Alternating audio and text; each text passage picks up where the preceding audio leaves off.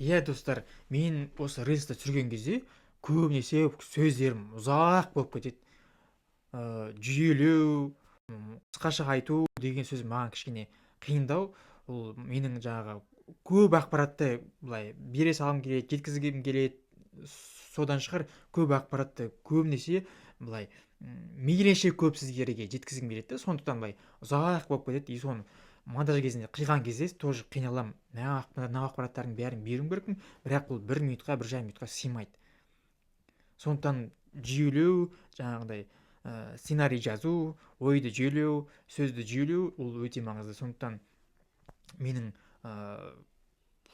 алдағы стористарыма, рилстарыма сіздер маған айтып отырыңыздар, бұл менің жаңа түсіріп жатқан видеоларым дұрыс па, жүйелі ма, немесе басқа жаққа лағып кеттім ба. Соны маған реакция қалдырып айтып отырыңыздар, мен оны жүйелеп, өз ойымды жүйелеп жасайтын боламын. Бұл әрине бұл опытпен келеді, тәжірибемен келетін нәрсе. Бас кезінде барлығы осылай бастаған.